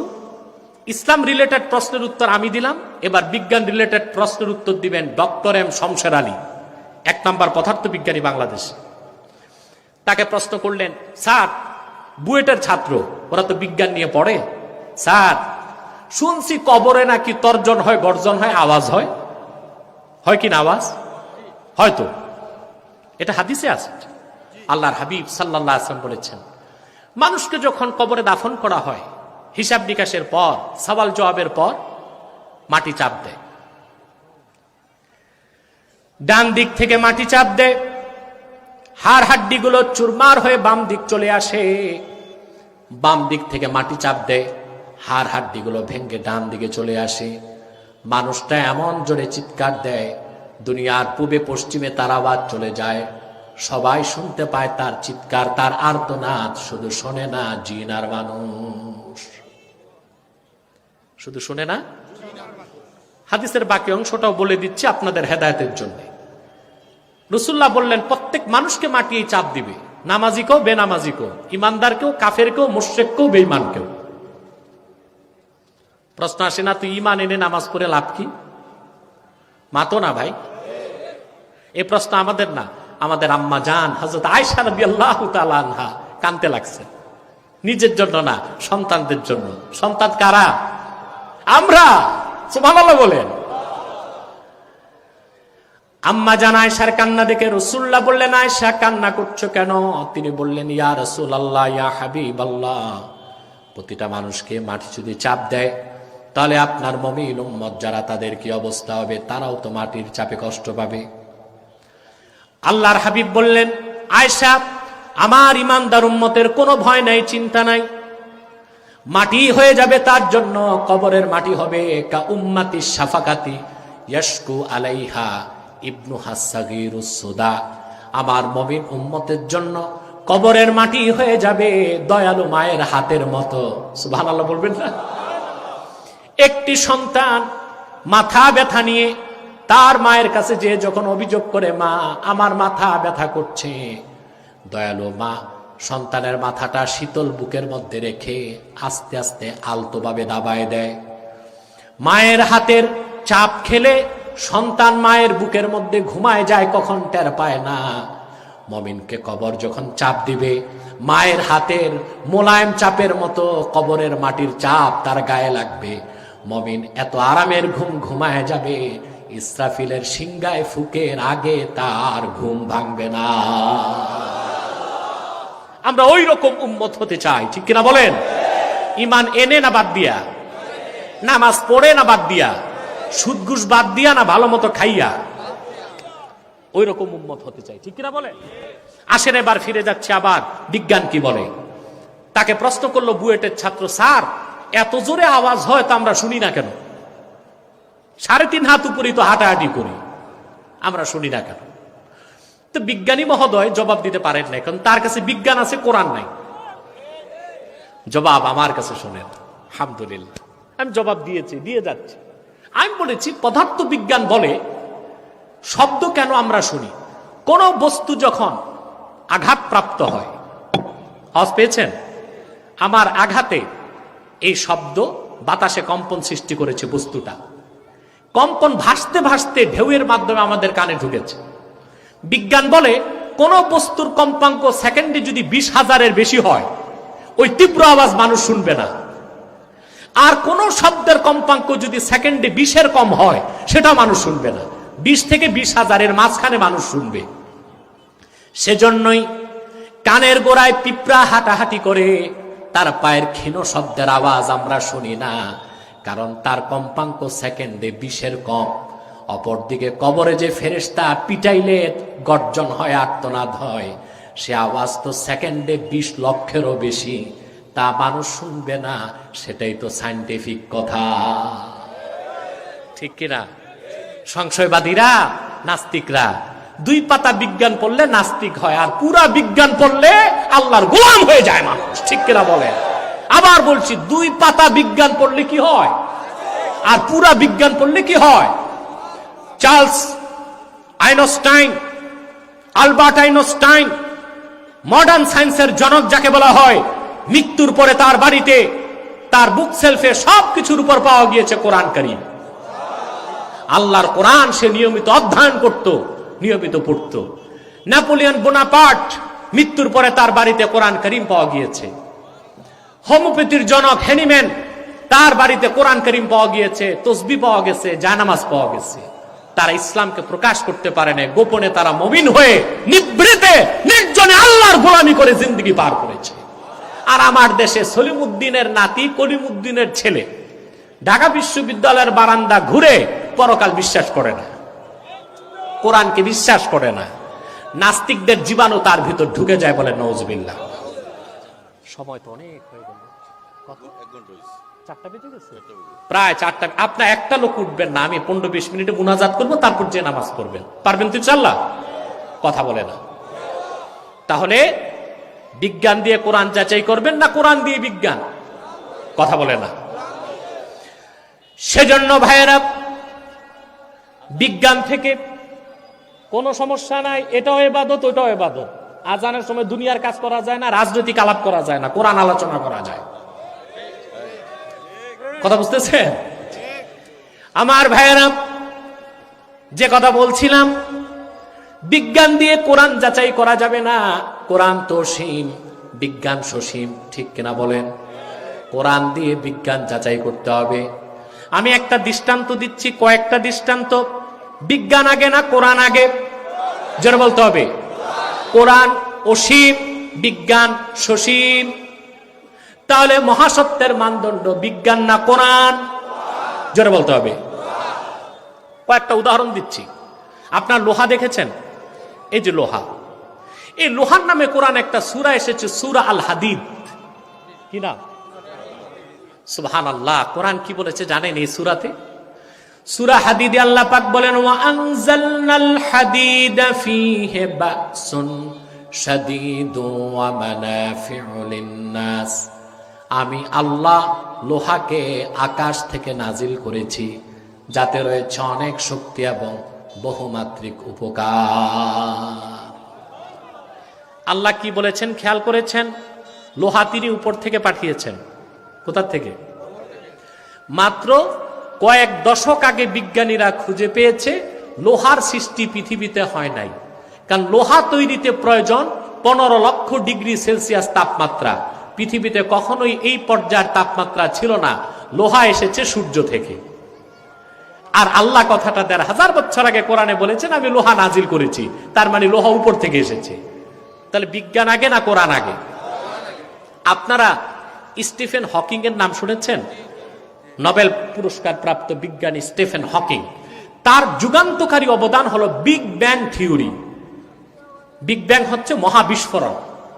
বিজ্ঞান, বর্তমান সব বিজ্ঞান একমত কসমোলজির ক্ষেত্রে এই আকাশ, সূর্য, চন্দ্র, নক্ষত্র, গ্রহ, গ্রহাণুপুঞ্জ, নিহারিকা, ধূমকেতু, গ্যালাক্সি, পৃথিবী সব ছিল একটা পিণ্ড, একটা বিন্দু, একটা খণ্ড। মহাবিস্ফোরণে সব আলাদা হয়েছে। বিজ্ঞান যেই কথা বলেছে 1970 সালে, আল্লাহর কোরআন বলেছে 1500 বছর আগে। সূরা আম্বিয়া 30 নম্বর আয়াতে আল্লাহ পাক নাস্তিকদের প্রশ্ন করেছেন, আওয়ালাম ইয়ারাল্লাযীনা কাফারু আন্নাস সামাওয়াতি ওয়াল আরদা কানাতা রাতকান ফাফাতাকনাহুমা ওয়াজআলনা মিনাল মাই কুল্লা শাইইন হাই। আল্লাহ পাক বলেন, আকাশ আর জমিন ছিল একটি খণ্ড, একটি পিণ্ড, আমি আল্লাহ তা বিচ্ছিন্ন করেছি। সুবহানাল্লাহ বলবেন না? কোরআন বলেছে 1500 বছর আগে, বিজ্ঞান বলেছে 1970 সালে। তাহলে কোরআন আগে না বিজ্ঞান আগে?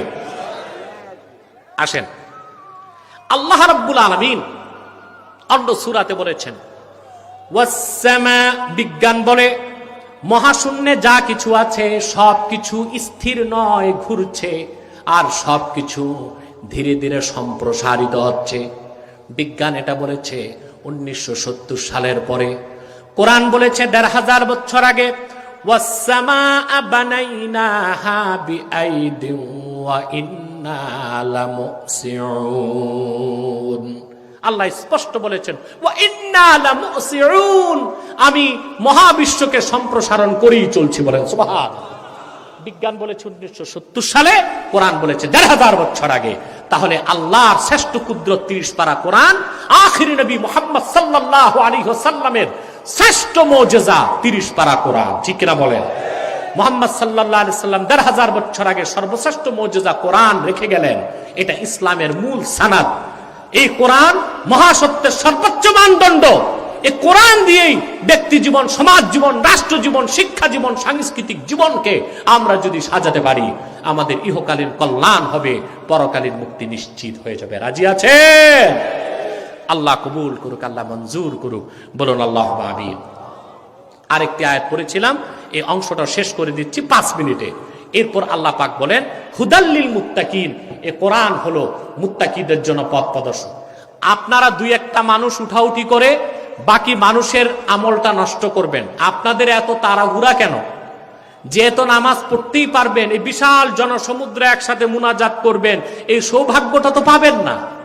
আমরা 15-20 মিনিটে শেষ করে দিচ্ছি প্রোগ্রামটা, আপাতত রাতে আবার চলবে ইনশাআল্লাহ। বলেন ইনশাআল্লাহ। এরপর আল্লাহ বলেছেন হুদাল্লিল মুত্তাকিন, কোরআন হচ্ছে মুত্তাকিদের জন্য পথ প্রদর্শক। কাদের জন্য? জোরে মাতো না ভাই সাহেব। মুত্তাকিকে যার লম্বা দাড়ি, লম্বা জুব্বা, লম্বা পাগড়ি, 1000 দানার তসবিহ, এর নাম মুত্তাকি না? না, আমি ব্যাখ্যা দিচ্ছি, 1 মিনিটও হলো ব্যাখ্যা দিব মুত্তাকিকে। এখন কথা হলো, আল্লাহ বলেছেন হুদাল্লিল মুত্তাকিন, কোরআন মুত্তাকিদের জন্য পথ প্রদর্শক। তাহলে প্রশ্ন আসে, বাকি যারা মুসলমান তাদের জন্য কি পথ প্রদর্শক নয়? প্রশ্ন আসে না? আল্লাহ জবাব দিয়েছেন আরেক জায়গায়, وَنَزَّلْنَا عَلَيْكَ الْكِتَابَ تِبْيَانًا لِكُلِّ شَيْءٍ وَهُدًى وَرَحْمَةً وَبُشْرَى لِلْمُسْلِمِينَ। এই কোরআন সকল মুসলমানের জন্য পথ প্রদর্শক। প্রশ্ন আসে, তাহলে বাকি যারা মানুষ, অন্য ধর্মের মানুষ, তাদের জন্য কি পথ প্রদর্শক নয়? আল্লাহ জবাব দিয়েছেন, শাহরু রমাদানাল্লাযী উনজিলা ফীহিল কুরআনু হুদাল লিন-নাসি ওয়া বায়্যিনাতিন মিনাল হুদা ওয়াল ফুরকান। হুদাল লিন-নাস, এই কোরআন পৃথিবীর সকল যুগের, দেশের, বর্ণের, বংশের মানুষের জন্য হেদায়েতকারী। বলে সুবহানাল্লাহ। এখন একটা বুদ্ধিজীবী মহল থেকে একটা প্রশ্ন আসে আমাদের কাছে, উত্তরটা আমি বহু লেকচারে দিয়েছি, বহু লাইভ শোতে দিয়েছি, বহু লেকচারে দিয়েছি, আপনাদেরকে শোনায় দিচ্ছি, কারণ আমাদের তো আত্মপক্ষ সমর্থন করতে হবে নাকি? কথা বলে না? একটা চোর বাংলাদেশে আত্মপক্ষ সমর্থন করার সুযোগ পায়, একটা ডাকাত পায়, একটা খুনি পায়। আল্লাহর আকাশের নিচে সর্বশ্রেষ্ঠ সন্তান উলামায়ে কেরাম, সবার আগে আত্মপক্ষ সমর্থনের সুযোগ দিতে হবে, বাক স্বাধীনতা দিতে হবে, সম্মান দিতে হবে, উলামায়ে কেরামকে অধিকার দিতে হবে। ঠিক কিনা বলে? আত্মপক্ষ সমর্থন করছি, আমাদেরকে বলা হয় আমরা সাম্প্রদায়িক। আমরা কি?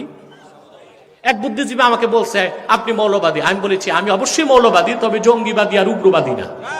আমরা জিহাদকে বিশ্বাস করি, সশস্ত্র জিহাদকে, কোরআন সুন্নাহ মোতাবেক। তবে আমরা আইএস এর সাথে সম্পর্ক নাই, জেএমবি সেটাকে আমরা মনে করি ডেসপারেট দল। ঠিক কিনা? আমরা মৌলবাদী, কিন্তু আমরা উগ্রবাদী নই। বলে আমরা সাম্প্রদায়িক না।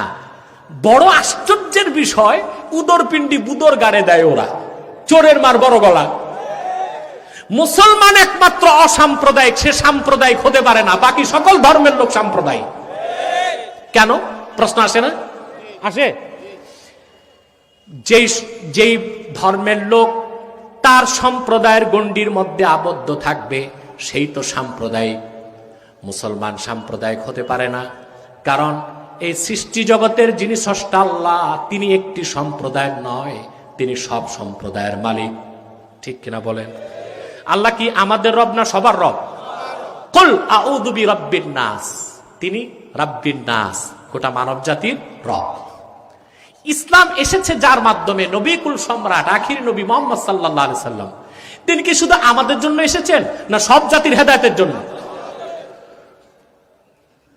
আল্লাহ পাক বলেন, ইন্নামা আনতা মুনযির ওয়া লিকুল্লি কওমিন হাদ। মুহাম্মদ সাল্লাল্লাহু আলাইহি সাল্লাম, আপনি সুস্পষ্ট সতর্ককারী, আর পৃথিবীর সকল জাতির, ধর্মের, বংশের, বর্ণের মানুষের জন্য হেদায়েত আনয়নকারী।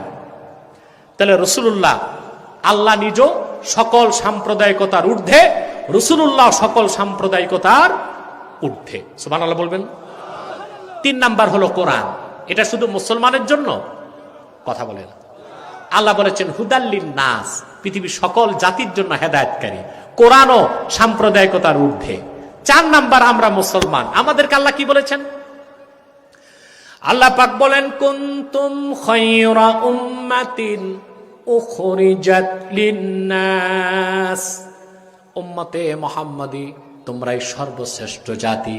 উখরিজাত লিন-নাস আই আখরাজাকুমুল্লাহু লিনাফইন নাস, গোটা মানব জাতির কল্যাণে আল্লাহ পাক তোমাদেরকে তৈরি করেছেন। তাহলে আমরা মুসলমান শুধু আমাদের জন্য না, সকল সম্প্রদায়ের জন্য, সেজন্য আমরা অসাম্প্রদায়িক। এই জন্য একমাত্র ইসলাম দিয়ে দেশ চালানো যায়, অন্য ধর্ম দিয়ে দেশ চালানো যায় না। কেন? তারও জবাব দিয়ে দিচ্ছে। আমাকে এক বুদ্ধিজীবী প্রশ্ন করেছিল অন্য একটি লাইভ শোতে, আপনারা ইসলাম দিয়ে দেশ চালাতে চান, কোরআন দিয়ে দেশ চালাতে চান, ভারতের হিন্দুরা যদি বলে হিন্দু ধর্ম দিয়ে দেশ চলবে, জবাব কি দিয়েছে আমি জানেন না? জবাব দিব। মনে করুন হিন্দুরা খুব নির্যাতন হচ্ছে এখন ভারতে, দোয়া করবেন মুসলমানদের জন্য। তারা যদি হিন্দু ধর্ম দিয়া দেশ চালাতে যায়, সমস্যাটা কই হবে জানেন? তাদের ধর্ম দিয়ে দেশ চালাবার অর্থ হলো ধর্মগ্রন্থের আইনকে প্রতিষ্ঠিত করা, ঠিক কিনা? তাদের সবচেয়ে অথেন্টিক ধর্মগ্রন্থ হচ্ছে ঋগ্বেদ। কি নাম এটা? হিন্দুদের সবচেয়ে অথেন্টিক ধর্মগ্রন্থ ঋগ্বেদ। এটার যেটা উর্দু, আমি তো আর সংস্কৃতি পারি না, উর্দু ভার্সন যেটা বানারস থেকে ছাপে, সেখানে লেখা আছে তাদের কনসেপ্ট, তাদের ধর্মীয় বিশ্বাস মূল ধর্মগ্রন্থের, ভগবান কি কোই আক্স नहीं है, যিনি ঈশ্বর ভগবান, ওনার কোনো প্রতিচ্ছবি নাই, ওনার কোনো প্রতিমা নাই, ওনার কোনো মূর্তি হতে পারে না। তাহলে তারা হিন্দু ধর্ম দিয়ে দেশ চালাতে গেলে প্রথমেই তাদেরকে সংসদে আইন করে সব পূজা মণ্ডপ থেকে মূর্তি বের করতে হবে। এখন কি করবে তারা? ধর্ম দিয়ে দেশ চালাবে না ধর্মের জাত রক্ষা করবে?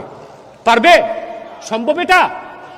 আসেন, খ্রিস্টানরা যদি বলে ঠিক আছে সুযোগ আমাদেরকে দেন, আমরা একটু ধর্ম দিয়ে দেশ চালাই। তা আপনারা জানেন খ্রিস্টান ধর্ম, তারা যাকে নবী মানে হযরত ঈসা আলাইহিস সালাম, ঠিক কিনা? উনি বিয়ে করতে পারেন নাই, আল্লাহ ওনাকে আকাশে উঠায় নিয়েছেন। কোথায়? এটা আমাদের বিশ্বাস। আর খ্রিস্টান যারা বিলিভস অন ক্রুসিফিকেশন, তারা ক্রুশবিদ্ধতায় বিশ্বাস করে। তারা মনে করে ঈসাকে ক্রুশবিদ্ধ করে হত্যা করা হয়েছে। কোরআন বলেছে না, তাকে হত্যা করা হয়নি, তাকে শুলেও চলানো হয়নি, তাকে আকাশে উঠানো হয়েছে। কিয়ামতের আগে উম্মতে মুহাম্মদী হিসেবে তিনি দাজ্জালকে হত্যা করতে নেমে আসবেন। কিন্তু একটি জায়গায় তারা এবং আমরা একই বিশ্বাস, তিনি বিয়ে করেন নাই। তিনি এখন ধর্ম দিয়া দেশ চালাতে গেলে ধর্ম আসলো যার মাধ্যমে ওনার আদর্শ বাদ দেওয়া যায়, তাহলে তাদের সংসদে আইন করে বিয়ে করাকে হারাম করতে হবে, যে কোনো খ্রিস্টান বিয়ে করতে পারবে না, কারণ নবী বিয়ে করে নাই। তখন খ্রিস্টান ধর্মের লোক বাড়বে না কমবে?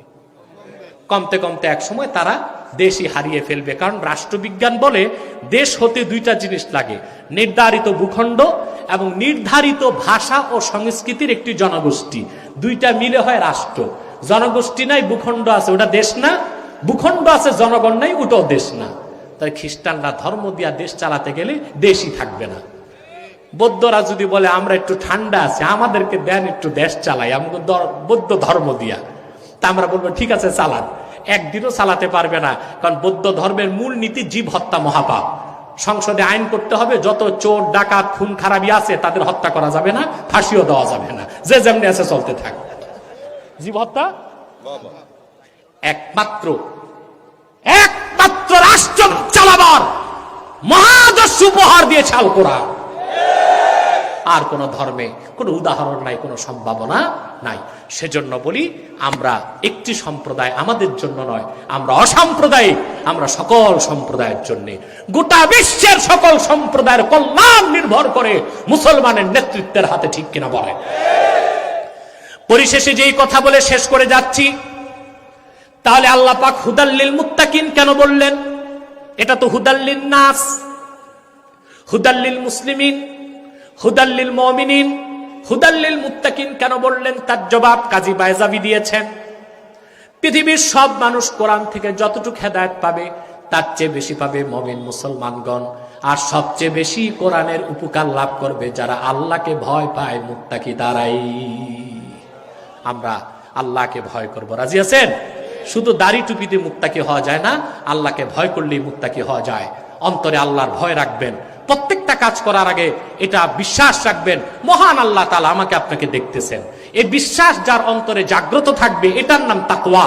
এই তাকওয়া যার আছে সে চুরি করবে না, ডাকাতি করবে না, নেশা করবে না, খুন খারাপি করবে না, খাদ্যে ভেজাল মিশাবে না, আরেকজনের খেত ধাক্কাধাক্কি করবে না, অন্যায় ভাবে কাউকে মারবে না, মিথ্যা মামলা দিবে না, দুধে পানি মিশাবে না, জেনাবে বিচার করবে না, গণধর্ষণ করে মা মহিলাদেরকে হত্যা করে নারী নির্যাতনের তাণ্ডব বাংলাদেশে করবে না, ঠিক কিনা?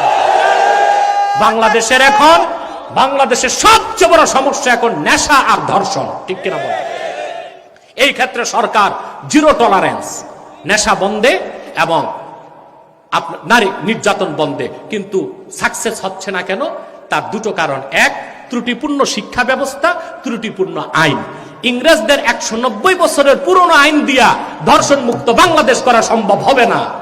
আর ইংরেজদের রেখে যাওয়া শিক্ষা কারিকুলামের শিক্ষা দিয়ে যুবকদেরকে সংশোধন করা যাবে না। যদি ধর্ষণ মুক্ত বাংলাদেশ চাও, যদি সন্ত্রাস মুক্ত বাংলাদেশ চাও, যদি স্বাধীনতার স্থপতি বঙ্গবন্ধু সোনার বাংলাদেশ চাও, ইংরেজ আইন বাদ দিতে হবে, ইংরেজি শিক্ষা বাদ দিতে হবে, প্রাইমারি থেকে বিশ্ববিদ্যালয় পর্যন্ত কোরআনের শিক্ষাকে বাধ্যতামূলক করতে হবে। কোরআন সুন্নাহর আলোক ঘরে ঘরে জালো, সাহেব কিবলা নির্দেশ, বাঁচাও ইমান বাঁচাও দেশ, নারায়ে তাকবীর। তাহলে সোনার বাংলাদেশ যদি গড়তে চান, কোরআন সুন্নাহর শিক্ষাকে প্রাইমারি থেকে বিশ্ববিদ্যালয় পর্যন্ত বাধ্যতামূলক করতে হবে।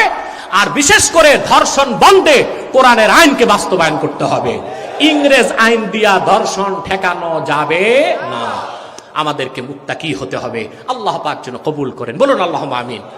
যারা দাঁড়িয়ে আছেন বসে যান মুনাজাতের আগে, কেউ দাঁড়িয়ে থাকবেন না। আপনাদের কোমরের হাড্ডি যথেষ্ট শক্তিশালী এবং হাঁটুর স্প্রিংও খুব টাইট।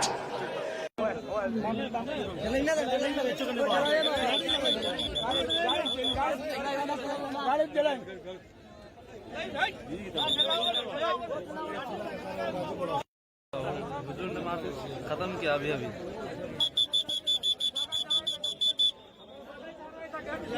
जी